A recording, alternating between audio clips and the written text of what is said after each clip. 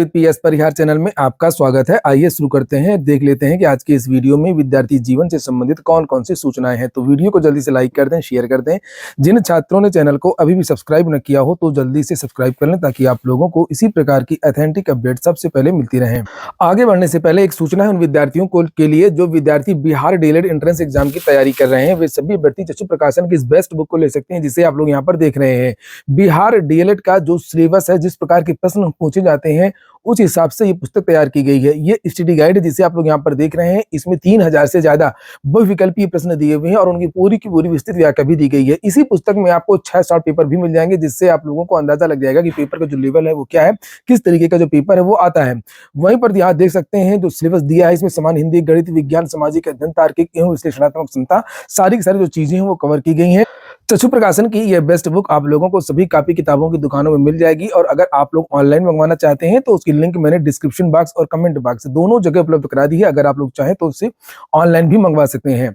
Bihar DElEd के लिए चक्षु प्रकाशन की और भी पुस्तकें आती हैं, जैसे अभी आप लोग स्टडी गाइड देख रहे थे, इसी तरीके से इनका एक प्रैक्टिस सेट भी आता है। आप लोग इसे भी देख सकते हैं। इसकी भी लिंक मैंने डिस्क्रिप्शन बॉक्स और कमेंट बॉक्स दोनों जगह उपलब्ध करा दी है। चलिए पहले हम लोग बिहार डीएलएड की ही बात कर लेते हैं। डीएलएड के एडमिशन की जो प्रक्रिया है वो यूपी और बिहार दोनों जगह चल रही है। जहां पर यूपी में आवेदन मांगे जा चुके हैं, काउंसलिंग की प्रक्रिया चल रही है, वहीं पर बिहार में इस समय आवेदन चल रहे हैं। आवेदन की लास्ट डेट 2 बार बढ़ाई गई, पहले 22 तारीख तक थी लास्ट डेट, उसके बाद में 27 तारीख की जो डेट समाप्त हो गई। उसके बाद में फिर से एक बार कल देर रात को ये जो नोटिस है वो जारी हुई है, जिसे आप लोग यहाँ पर देख सकते हैं।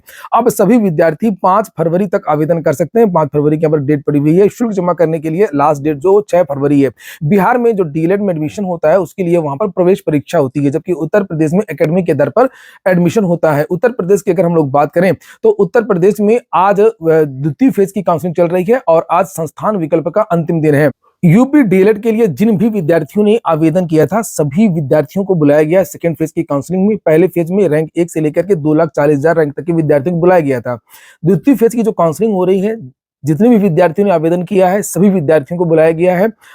जो दूसरे राज्य के विद्यार्थी हैं उनको भी बुलाया गया है, लेकिन अभी तक बहुत कम विद्यार्थियों ने एडमिशन लिया है, इसलिए बहुत सारी जो सीटें खाली हैं और बहुत सारे जो निजी विद्यालय हैं उन्होंने ऑफर भी दिया है फीस इत्यादि में कमी की है।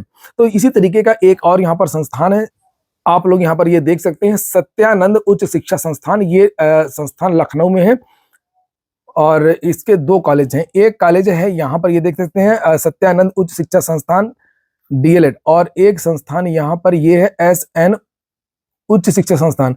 इनके 2 के कोड दोनों अलग अलग हैं, 290033 और 290051। जब आप संस्था का विकल्प चुनेंगे तब आप लोग इसके जो 2 कॉलेज हैं इनको भी आप लोग लॉक कर सकते हैं। यहाँ पर आप लोगों को बहुत सारी सुविधाएं मिलेंगी। इनका कहना है कि हमारे यहाँ सुविधाएं भी बेहतर हैं पढ़ने वाले विद्यार्थियों के लिए।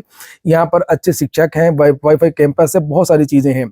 और साथ में फीस में तो मैंने बताया कि फीस तो इन्होंने कम कर ही दी है। स्कॉलरशिप आदि में भी ये लोग सहयोग करते हैं।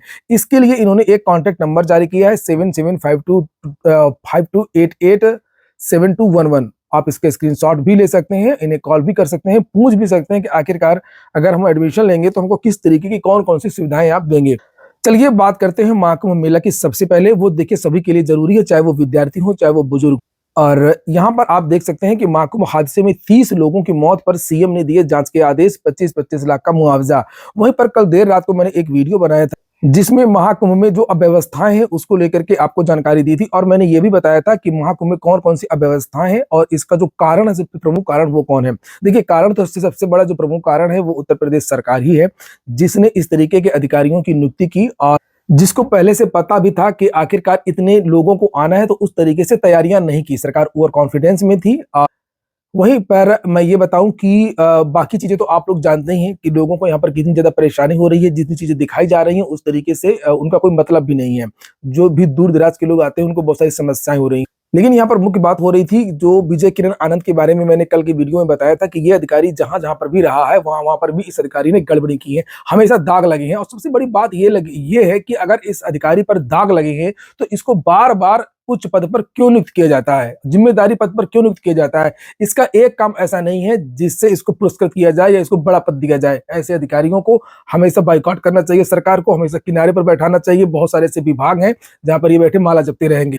विजय किरण आनंद ने जब ये बेसिक शिक्षा के महानिदेशक थे स्कूली शिक्षा के, तो जो स्कूली व्यवस्था है वो बहुत बड़ी चौपट हुई इनके कार्यकाल में। सबसे बड़ी बात मैं बताऊं आप लोगों को कि इस आदमी ने भर्तियों में तो गड़बड़ी की है, इसके कार्यकाल में सारी सारी भर्तियां तो गड़बड़ी की हैं, साथ में जो विद्यालय में बच्चों का नामांकन है वो कम क्यों हुआ है, ये सोचने वाली बात है। अगर ये आदमी इतना अच्छा होता, ये अधिकारी इतना अच्छा होता, तो इसके कार्यकाल में जो विद्यार्थियों की जो संख्या है लाखों में, वो कम क्यों हो गई है।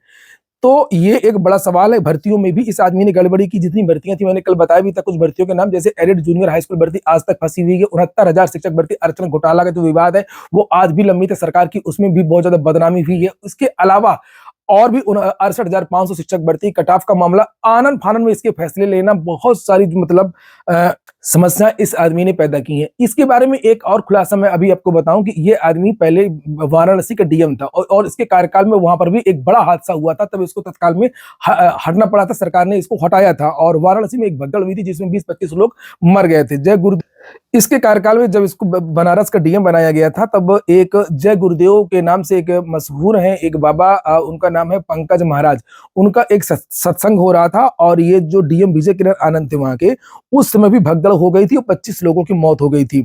और आज जब ये भगदड़ हुई है प्रयागराज में, तब भी यही आदमी डीएम है और तब तो इसको हटा दिया गया था तुरंत ही, और उसके बाद में इसको बेसिक में भेजा गया था, तब गड़बड़ियां हुई थी। उसके बाद में अब डर लग रहा है कि अब ये आदमी किस विभाग में जाएगा। लेकिन अच्छी बात यह है थोड़ा सा कि योगी सरकार को अब समझ में आ गया कि ये आदमी नाकाबिल है, इससे कुछ नहीं हो पाएगा।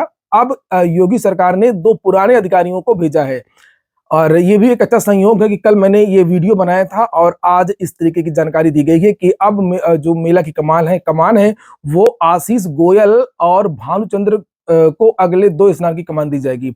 2019 में जब मैंने कहा भी था, कल के वीडियो में कहा भी था कि जो पहले के जो अधिकारी थे जो मेला करवा रहे थे उनका अनुभव लेना जरूरी था।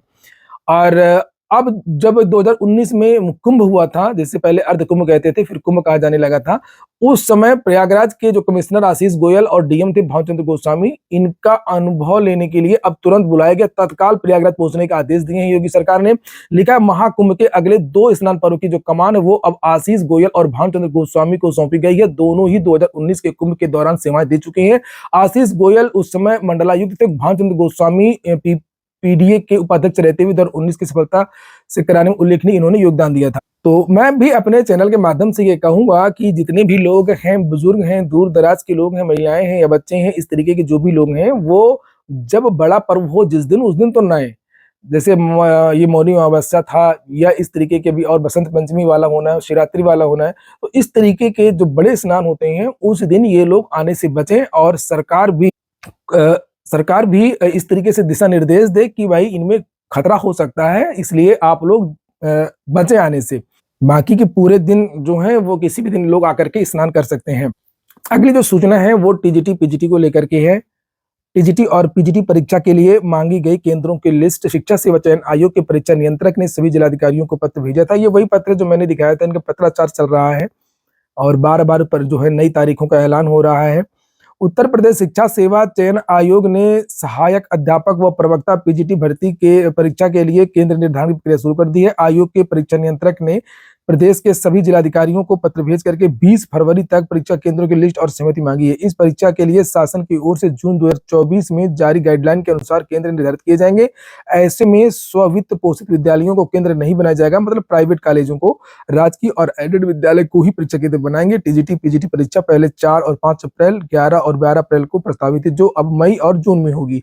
संशोधित कार्यक्रम के अनुसार 14 और 15 मई को टीजीटी और 20 और 21 तारीख को पीजीटी के पदों पर भर्ती के लिए परीक्षा आयोजित की जाएगी। टीजीटी पीजीटी के 4,163 पदों पर कुल 13 लाख विद्यार्थियों ने आवेदन किया, तो वही है और कोई नई बात नहीं है इसमें। वैसे कई करोड़ों लोगों ने कल स्नान किया है। लिखा महाकुंभ में दूसरे शाही स्नान में 7.5 करोड़ श्रद्धालुओं ने लगाई डुबकी।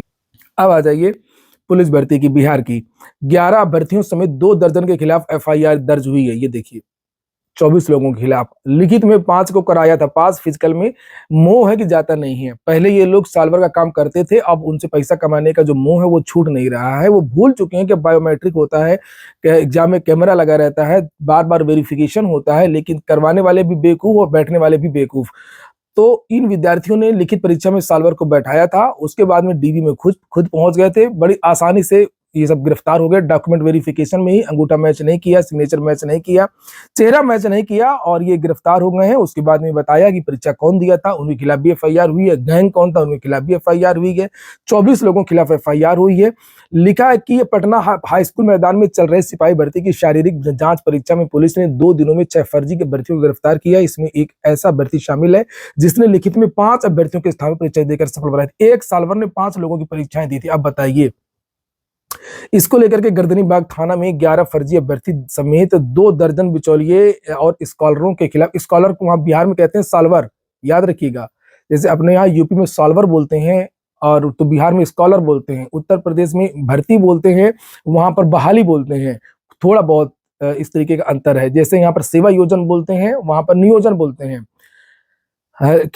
दर्ज किया गया है। गिरफ्तार अभ्यर्थियों को पुलिस ने न्यायिक हिरासत में भेज दिया है। दरअसल केंद्रीय चयन पार्षद पटना के माध्यम से विज्ञापन संख्या 1/2023 के तहत परीक्षा में सफल हुए अभ्यर्थियों की शारीरिक दक्षता परीक्षा पटना हाई स्कूल में चल रही है और सोमवार को हो रहे सिपाही भर्ती पर अभ्यर्थियों की शारीरिक जांच परीक्षा के दौरान फोटो और अंगूठे के निशान का मिलान कराया जा रहा है। इसमें चारों अभ्यर्थियों को फोटो और अंगूठे का निशान नहीं मिला। इसे देख पुलिस ने चारों अभ्यर्थियों को गिरफ्तार कर लिया। इसमें सारण जिले के बनियापुर थाना इलाके के बैरूई रजौली के रोहित कुमार, खगड़िया के पवलेश कुमार, मुंगेर का रितेश भारती और गया के नवगढ़ गांव का रवि कुमार शामिल है। पूछताछ में बताया कि सबकी जो परीक्षा वो राहुल कुमार ने दी है। भाई, ये भारत है और ये बिहार है। बिहार, यहाँ कुछ भी हो सकता है। और सालवर के मामले में बिहार नंबर 1, उत्तर प्रदेश नंबर 2, क्योंकि यूपी की जो भर्तियां होती हैं वहां पर भी 2-4 बिहारी सालवर जो है वो पकड़े जाते हैं। आज के वीडियो में इतना ही। पूरा वीडियो सुनने के लिए बहुत बहुत धन्यवाद। लगभग 9 से 10 के बीच में आज एक और वीडियो आएगा शिक्षक भर्तियों इत्यादि को लेकर के, तो आप लोग उसको जरूर देखिएगा, क्योंकि आज सूचना ज्यादा है और वीडियो बड़ा हो जाएगा, थोड़ा सा बोरिंग हो जाता है। पूरा वीडियो सुनने के लिए बहुत बहुत धन्यवाद।